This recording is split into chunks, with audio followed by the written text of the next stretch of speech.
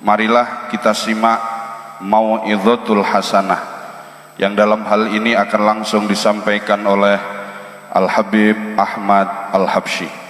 Kepada beliau disilahkan. Shallu ala Nabi Muhammad.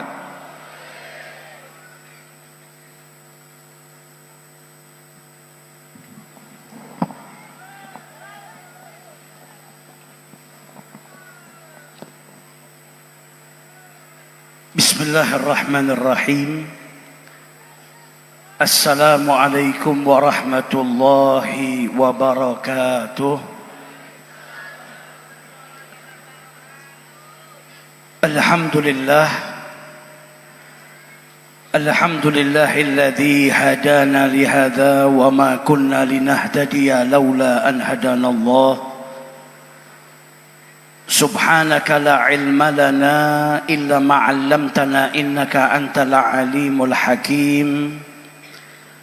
Rabbi shrah li sadri wa yassir li amri wahlul 'uqdatam min lisani yafqahu qawli. Allahumma salli wa sallim ala sayyidina Muhammad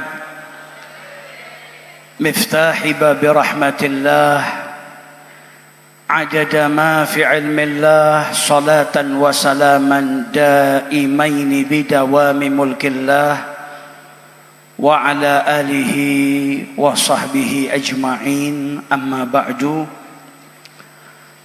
Hadratul muhtaramin, para alim, para ulama, para habaib, para kiai yang tidak bisa saya sebutkan satu persatu tanpa mengurangi rasa hormat dan ta'zim.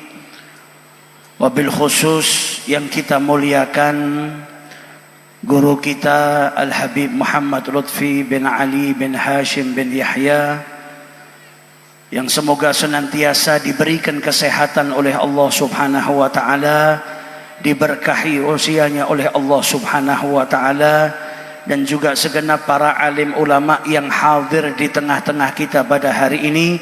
Semoga mereka semua senantiasa dijaga, diberikan kesehatan oleh Allah Subhanahu wa taala. Amin ya rabbal alamin. Hadirin wal hadirat yang dimuliakan oleh Allah Subhanahu wa taala, alhamdulillah, di hari yang penuh berkah ini Allah Subhanahu wa taala mengumpulkan kita dalam majlis yang tidak kita ragukan majlis ini dihujani rahmat oleh Allah Subhanahu wa taala.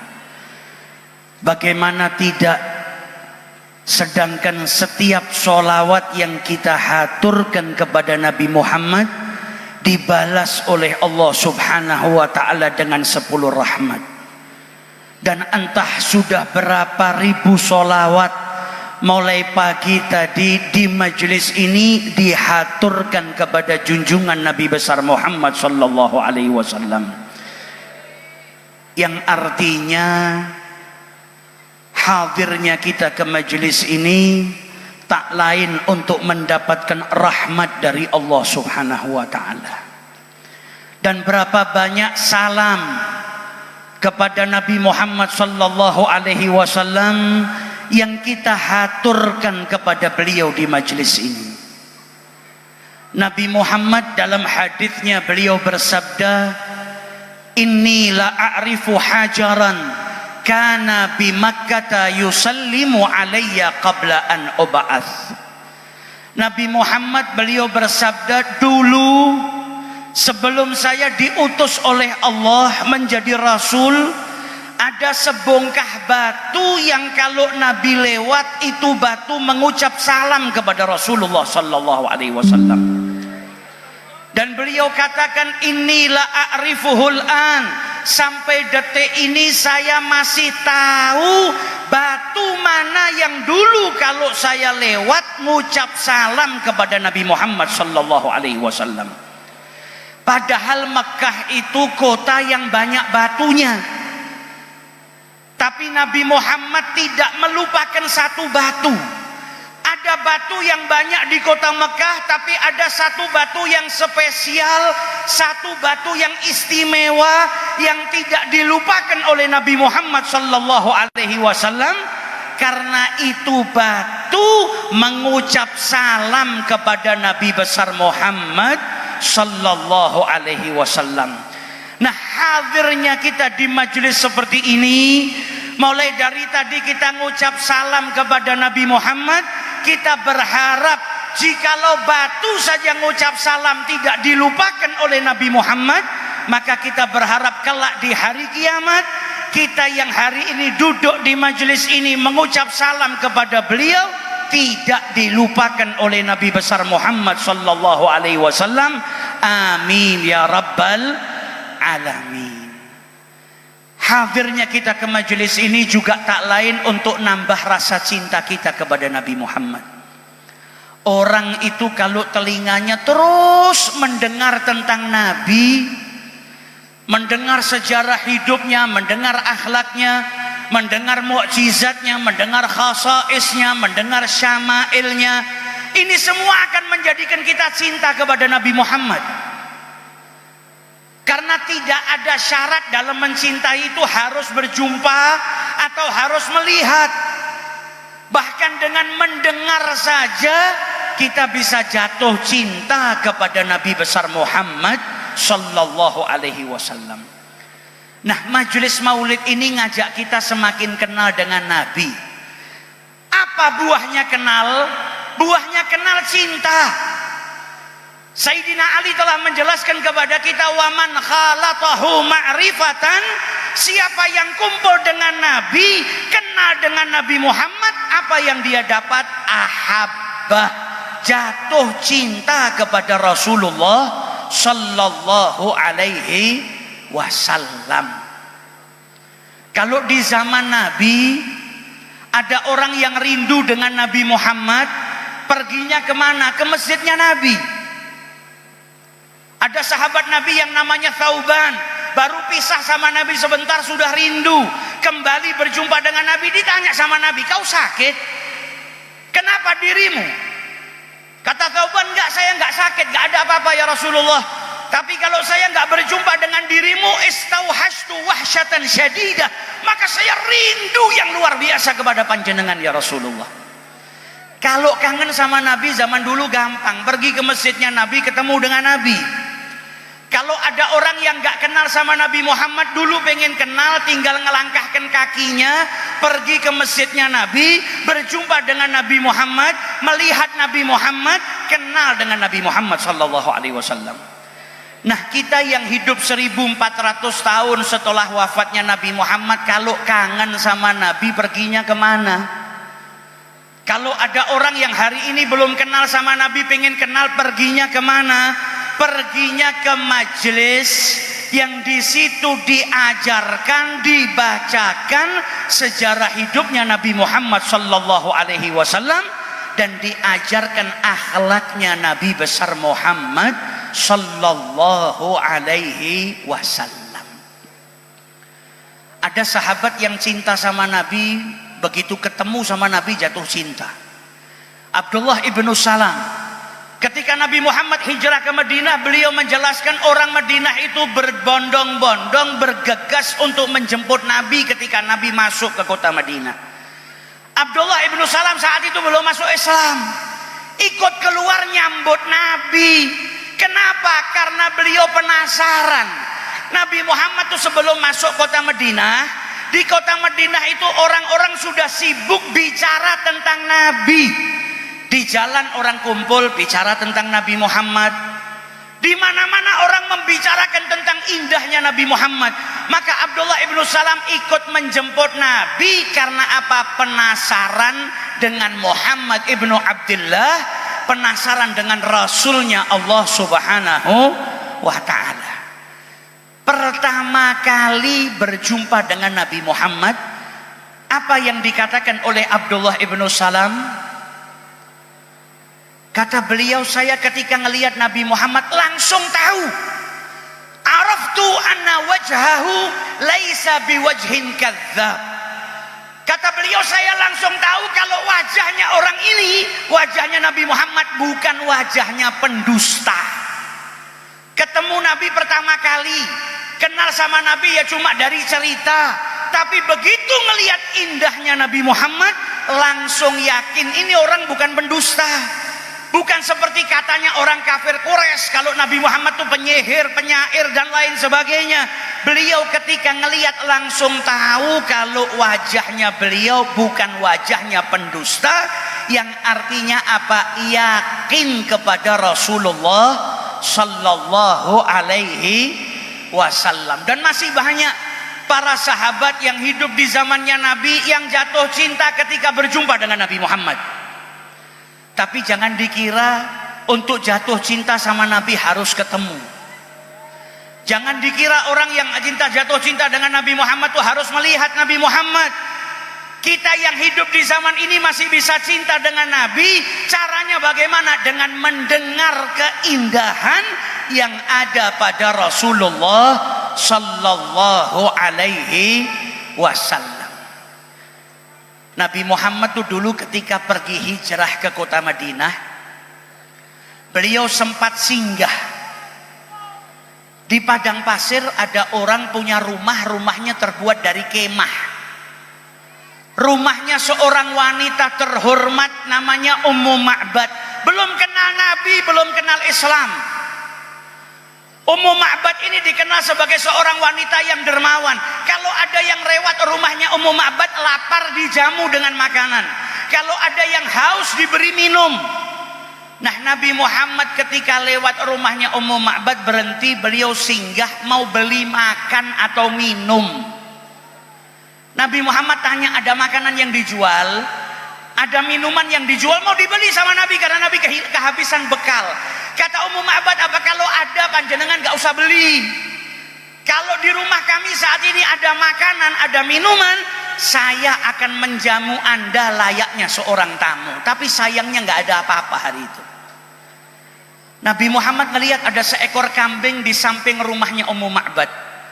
Nabi tanya, apa itu wahai Ummu Ma'bad? Ini kambing, lemah. Gak ada makanan juga buat makanin kambing. Gak ada air susunya. Nabi bilang, boleh gak saya perah kambingnya?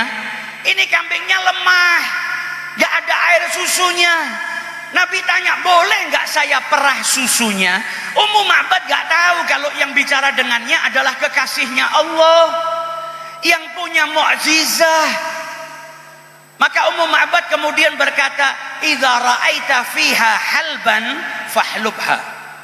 Kalau kau lihat ada air susunya kambing ini, ya silahkan Anda perah. Maka didekatkan kambingnya ke Rasulullah. Nabi usap pundaknya kambing tersebut, dalam riwayat diusap kantong susunya. Nabi membaca Bismillahirrahmanirrahim. Itu kakinya kambing yang tadinya rapat membenggang. Kantong susunya penuh dengan air susu. Diperah sama Nabi Muhammad, keluar air susunya yang banyak. Setelah diperah, Nabi nggak langsung minum. Adabnya dan akhlaknya Nabi Muhammad, yang punya kambing disuruh minum terlebih dahulu. Padahal yang haus Nabi, yang musafir Nabi, yang dikasih minum Ummu Ma'bad dulu. Setelah Ummu Ma'bad minum, yang lain disuruh minum dulu sama Nabi. Sayyidina Abu Bakar minum, Amir ibnu Fuhairah minum, penunjuk jalannya Nabi Abdullah ibnu Uraiqat minum. Semua sudah minum, Nabi baru yang terakhir minum. Dan Nabi berkata, saqil qaum akhiruhum syurban. Yang menuangkan minum itu adalah yang terakhir minumnya. Akhlaknya dan adabnya Nabi besar Muhammad sallallahu alaihi wasallam.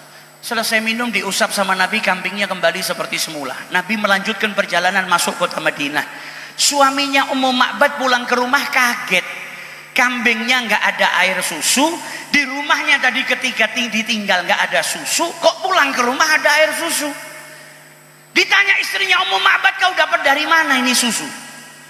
Apa kata Ummu Ma'bad ketika menggambarkan pertama kali Rasulullah kepada suaminya? Kata Ummu Ma'bad, marra bina rajulun mubarak. Tadi lewat singgah di rumah kita seorang lelaki yang penuh berkah. Abu Ma'bad penasaran, sifatkan kepada saya lelaki yang kau lihat tadi. disifatkan orangnya seperti ini, kulitnya seperti ini. Orang ini punya pengikut, kalau merintahkan sesuatu pengikutnya langsung bergegas mentaati perintahnya. Kalau dipandang di antara 3 orang, dia yang menjadi pusat pandangan. Ajmalun nasi min ba'id, orang yang kalau dari jauh dipandang indah. Wa ahsanuhu wa ahlahu min qarib, kalau dilihat dari dekat tambah indah, tambah menawan. Disifatkan oleh Ummu Ma'bad apa yang dia lihat dari Rasulullah sallallahu alaihi wasallam. Kata Abu Ma'bad, ini yang kau sifatkan, saya yakin dia adalah orang yang dicari sama orang Mekah. Orang Mekah ini bikin sayembara. Apa sayembaranya? Siapa yang bisa nangkep Nabi Muhammad dapat 100 ekor unta. Hari ini unta kurang lebih harganya 45 juta. Kalau dikali 100, 4,5 miliar. Abu Ma'bad tahu ini yang tadi singgah di rumahnya orang yang dicari sama penduduk Mekah. Kalau dia tangkep dapat 4,5 miliar. Tapi Abu Ma'bad sudah kenal Nabi dari apa? Dari istrinya. Dengar tentang indahnya Nabi Muhammad. Orang kalau sudah kenal Nabi langsung jatuh cinta. Maka Abu Ma'bad berkata apa? Lau ra'aituhu lattaba'tuhu. Kalau sampai saya ditakdirkan ketemu Nabi Muhammad, niscaya saya akan ikut dengan Nabi Muhammad sallallahu alaihi wasallam. Bukan hanya berangan-angan, beliau bahkan berkata wala ajhadanna in wajadtu ila dzalika sabila, dan saya akan bersungguh-sungguh untuk apa? Untuk bisa berjumpa dengan Nabi besar Muhammad sallallahu alaihi wasallam. Jadi di zamannya Nabi juga banyak orang yang jatuh cinta dengan Nabi Muhammad karena dengar indahnya Nabi, jatuh cinta. Nah, kita yang kumpul di majelis ini duduk mulai dari tadi mendengar puji-pujian untuk Nabi Muhammad. Sebentar lagi kita akan baca sejarah hidupnya Nabi Muhammad, dengar lagi tentang keindahannya Nabi Muhammad. Maka kita berharap insya Allah pulang dari majelis ini bertambah kecintaan kita kepada Rasulullah sallallahu alaihi wasallam.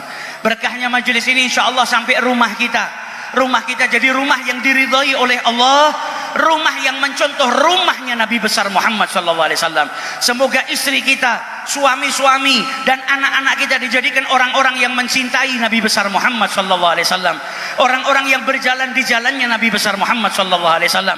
Dan berkahnya majelis seperti ini, semoga Allah Subhanahu wa taala senantiasa memberikan keselamatan, memberikan kesehatan kepada kita semua. Dan semoga berkahnya majelis Maulid juga Pekalongan dijadikan negara yang aman, dijadikan kota yang makmur, kota yang aman. Dan negara kita khususnya negara kesatuan Republik Indonesia, berkahnya majelis sholawat senantiasa diberikan keamanan oleh Allah Ta'ala, diberikan keberkahan oleh Allah Subhanahu wa Ta'ala, dijadikan baldatun tayyibatun wa rabbun ghafur. Dan siapapun yang datang dari rumah membawa hajat, berkahnya majelis sholawat semoga hajatnya dikabulkan oleh Allah Subhanahu wa Ta'ala. Yang sedang sakit pulang diberikan kesembuhan oleh Allah, yang sedang kesusahan pulang diberikan jalan keluar oleh Allah Subhanahu wa Ta'ala. Dan semoga kelak diakhiri usia kita dalam keadaan husnul khatimah, dalam keadaan diridhai oleh Allah dan Rasulnya, diridhai oleh kedua orang tua kita, diridhai oleh guru-guru kita. Amin ya rabbal alamin. Ini yang bisa saya sampaikan, kurang lebihnya mohon maaf. Wal afu minkum. Tsumma assalamu alaikum warahmatullahi wabarakatuh.